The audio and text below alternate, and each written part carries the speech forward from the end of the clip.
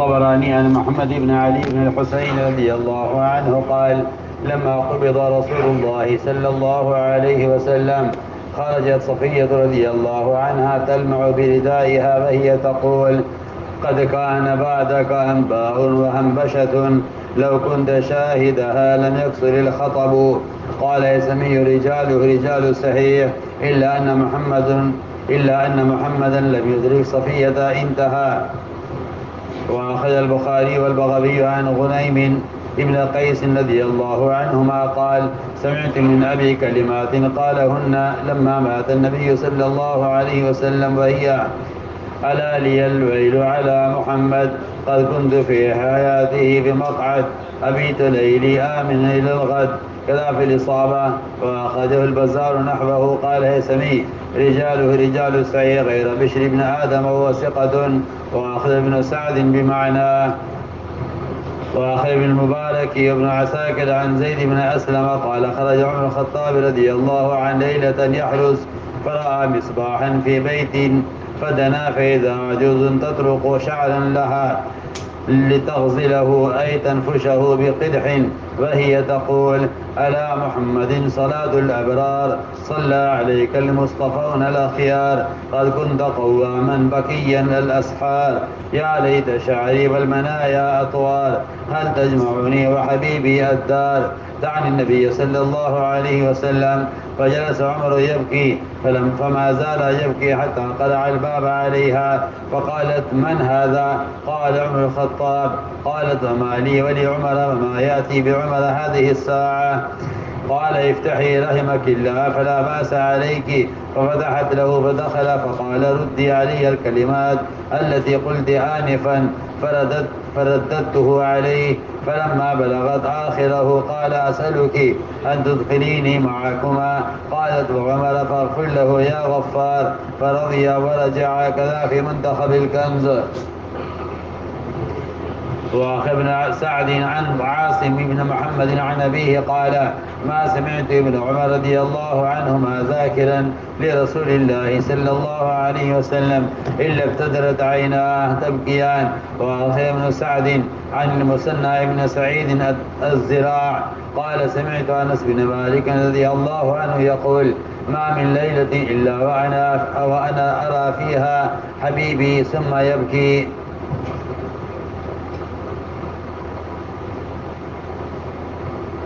میرے دوستو عزیزو، جن کو جن سے محبت ہوتی ہے وہ ان کو دن بھر سوچتے ہیں اور وہ ان کی خصلتوں اختیار کرنے میں فخر محسوس کرتے ہیں. وہ لوگوں کے سامنے ان کی اپنی ذات سے محبت کے تعلق کو ظاہر کرنے کے لیے ان کا حلیہ بناتے ہیں. جن کی جن سے محبت ہوتی ہے وہ ان کا حلیہ اختیار کرتے ہیں لوگوں کو یہ بتانے کے لیے کہ ہمیں ان سے محبت ہے. جس کو جس سے محبت ہوتی ہے وہ لوگوں میں کیسے اعلان کرے کہ مجھے فلاں سے محبت ہے؟ اس کے پاس اعلان کے لیے حقیقی چیز صرف یہ ہے کہ وہ ان کے حلیے میں پھرے تاکہ وہ پتہ چلے کہ ہاں یہ ان سے محبت کا اظہار کر رہے ہیں ان کے حلیے میں اور ان کے طریقوں کو اختیار کر کے.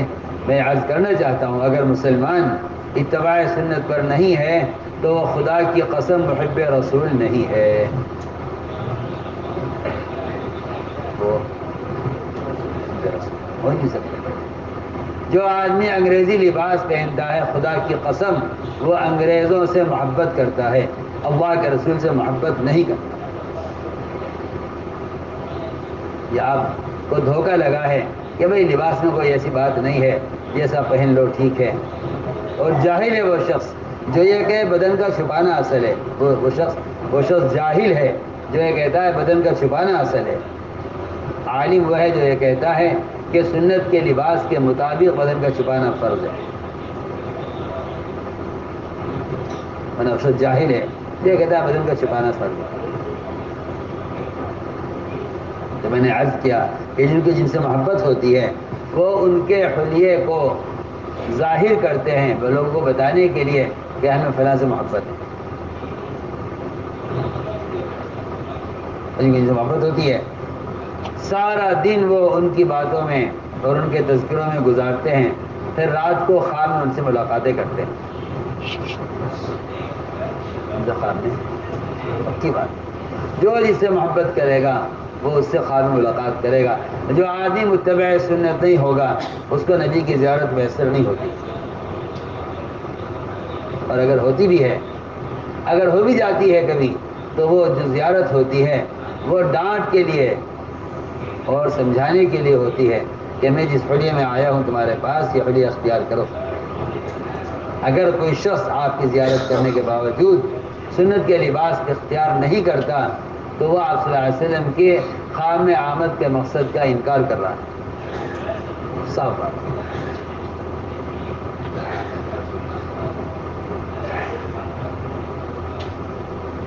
تو میں نے عرض کیا کہ جو جن سے محبت کرتے ہیں وہ انہیں رات کو خواب میں دیکھا کرتے ہیں۔ ابن عطیہ نے علامہ سیوطی سے کہا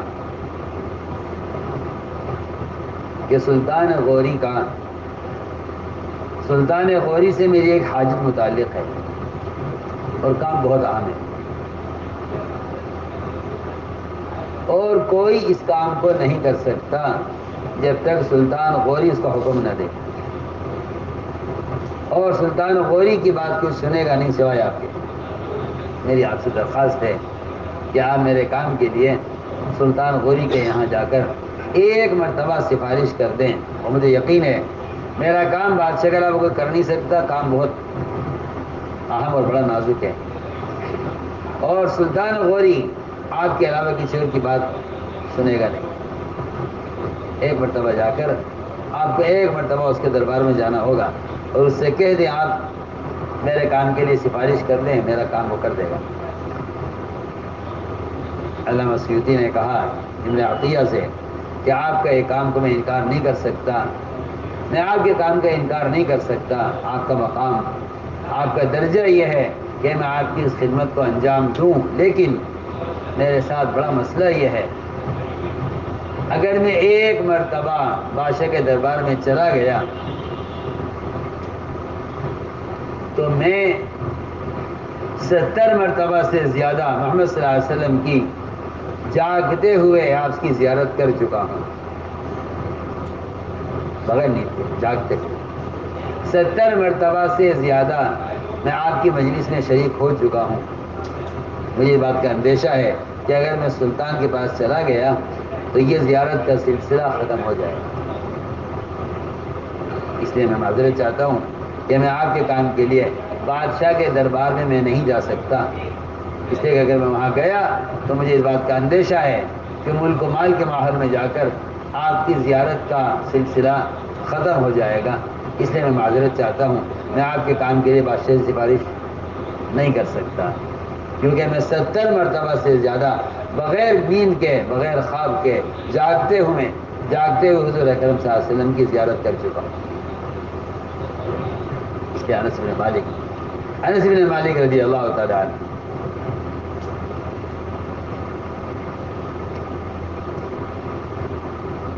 محب رسول کہلاتے ہیں، خادم رسول کہلاتے ہیں، فرماتے ہیں کوئی رات مجھ پر ایسی نہیں گزری میں نے آپ کی زیارت نہ کی،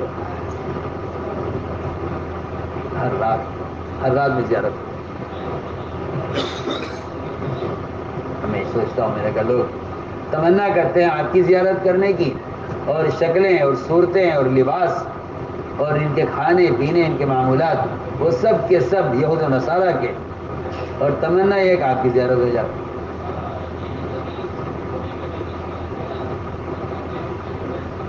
میں سمجھتا ہوں 3 کام اگر کوئی آدمی کر لے تو آپ صلی اللہ علیہ وسلم کی زیارت کر سکتا ہے۔ ایک، ہر کام میں سنت کا اتباع، دوسرے درود شریف کی کثرت، اور تیسرے یہ دعوت اللہ کا کام۔ اگر کوئی آدمی ان 3 جگہ اہتمام کر لے، اس لیے کہ روحوں کو آپس میں مناسبت ہو جاتی ہے، جن کو شیاطین کی روح سے مناسبت ہوتی ہے وہ خواب میں شیاطین کو دیکھتے ہیں، اور جن کو انبیاء کی روحوں سے محسوس ہو جاتی ہے وہ خام انبیاء کی زیارت کرتے ہیں۔ چنانچہ صحابہ کرام آپ سے محبت کی وجہ سے آپ کی وفات سے کتنے متاثر تھے اس کا بیان چل رہا ہے۔ فرماتے ہیں علی بن حسین رضی اللہ عنہ کہ جب آپ کی وفات ہو گئی، صفیہ رضی اللہ تعالی عنہ اپنی چادر کو ہلاتے ہوئے یہ کہتی ہوئی آئیں،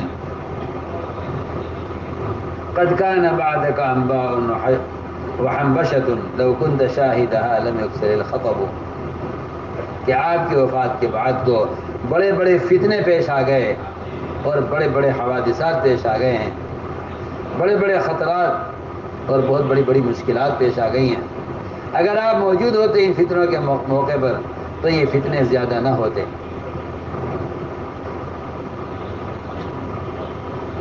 انہیں بھی قیس کہتے ہیں کہ میں نے سنا میرے اسلام نے باپ سے کچھ کلمات جن کو انہوں نے وہ کلمات اشعار کہتے آپ کی وفات پر، وہ فرماتے ہیں علی لی الویل علی محمد قد كنت فی حیاته بمقعد، کہ میرے لیے تو ہلاکت ہو گئی ہے اور میں تو ہلاک ہو گیا ہوں آپ صلی اللہ علیہ وسلم کی وفات کے بعد،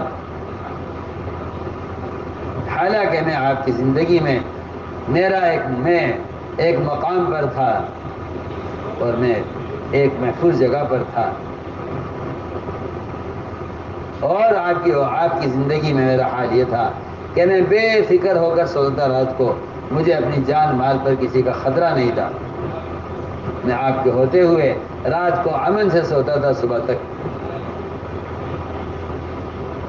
زید اسلم کہتے ہیں کہ عمر رضی اللہ تعالی عنہ ایک رات نکلے مدینے کی گلیوں میں پہرا دینے کے لیے، دیکھا کہ ایک گھر میں چراغ جل رہا ہے، وہاں قریب پہنچے تو ایک بڑھیا اپنے گھر کے اندر رات کو اپنا سوت کاٹ رہی تھی، اور سوت کاٹتے کاٹتے وہ یہ اشعار پڑھ رہی تھی، علی محمد صلاۃ الابرار صلی اللہ علیہ المصطفون الاخیار، کہ محمد صلی اللہ علیہ وسلم پر نیک لوگوں کا درود پہنچے اور امت کے بہترین اور امت کے چنے ہوئے لوگ آپ پر درود بھیجیں۔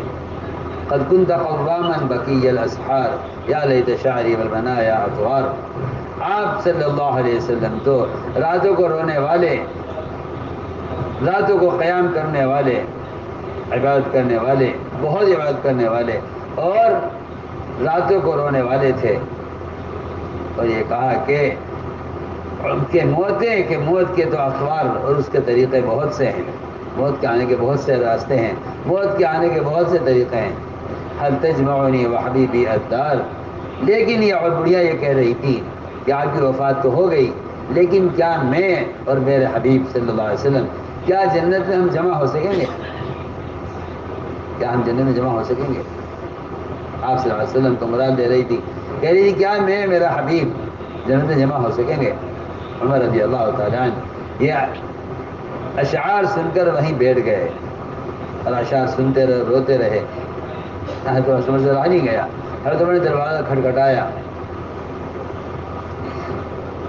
عورت نے کہا کون ہے دروازے پر؟ حضرت عمر نے کہا عمر الخطاب۔ عورت نے کہا کہ عمر کو کیا مطلب مجھ سے ہے؟ یہ آدھی رات کو عمر اس وقت میرے گھر پہ کیوں آیا ہے؟ کیا مطلب ہے عمر کو میرے سے؟ کیوں آیا عمر آدھی رات کو میرے گھر پر؟ حضرت عمر نے فرمایا دروازہ کھولیے، اللہ آپ کے حال پر رحم کرے، دروازہ کھولیے، گھبرانے کی کوئی بات نہیں ہے۔ چنانچہ بڑھیا نے دروازہ کھولا، حضرت عمر رضی اللہ تعالیٰ داخل ہوئے، فرمایا کہ جو تم اشعار پڑھ رہی تھی وہ مجھے دوبارہ سناؤ، وہ دوبارہ مجھے سناؤ، جو کلمات تم کہہ رہی تھی ابھی وہ سناؤ۔ چنانچہ بڑھیا نے یہ اشعار پڑھ کر سنائے۔ جب آخری شے پر پہنچی، حل تجمعنی وحبیبی الدار، اے اللہ کیا میں اور میرے حبیب محمد صلی اللہ علیہ وسلم ہم جنت میں دونوں جمع ہو سکیں گے؟ ابھی شہر پر پہنچی تو حضرت نے فرمایا کہ تم جو دعا کر رہی ہو کہ کیا میں اور محمد صلی اللہ علیہ وسلم جنت میں جمع ہو سکیں گے، تم اپنے اور محمد کے ساتھ عمر کو بھی شامل کر لو۔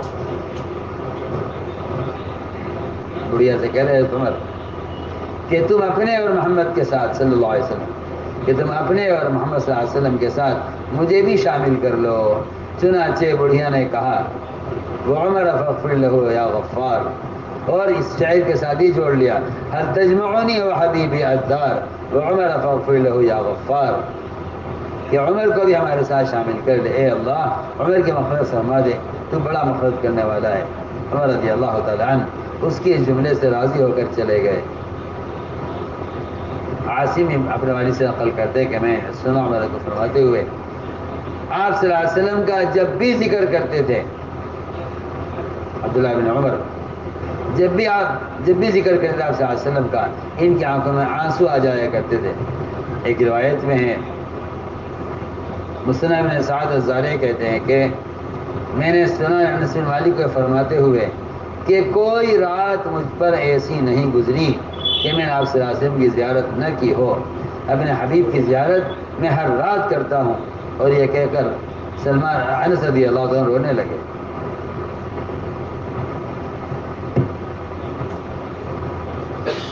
اللهم صل على سيدنا مولانا محمد وعلى آل سيدنا مولانا محمد كما صليت على إبراهيم وعلى آل إبراهيم إنك حميد مجيد.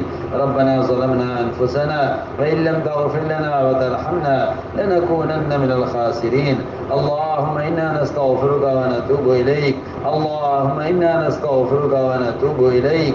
اللهم إنا نستغفرك ونتوب إليك. ربنا آتنا في الدنيا حسنة وفي الآخرة حسنة وقنا عذاب النار. سبحان ربك رب العزة عما يصفون وسلام على المرسلين والحمد لله. بھائی تشریف رکھو، بیٹھ کر ضروری بات یہ ہے کہ اپنے ایمان کی اور اپنے سامان کی حفاظت کرنا ہے۔ ایمان بنے گا دعوت سے، جتنا ایمان کی دعوت دیں گے اتنا ایمان بنے گا۔ حسن خاتمہ کے لیے سنتوں کی پابندی کے ساتھ یہ دعائیں مانگی جائیں، اللہ پاک ہمارا خاتمہ بالخیر فرمائے۔ سامان کی حفاظت میں جو بھی آپ کا سامان ہو خود ہی اس کی نگرانی فرمائیں۔ موٹا کپڑا بچھائے بغیر نہ سوئیں۔ فجر کی نماز سے پہلے اپنے معمولات سے، اپنے ضروریات سے بھی خالی بولیں، اب باتیں نہ کریں، سنت کے مطابق آرام فرمائیں۔ اللہ تعالیٰ ہم سب کو تہجد کی توفیق عطا فرمائے۔ صبح صادق انشاءاللہ 4:34 پر ہوگی۔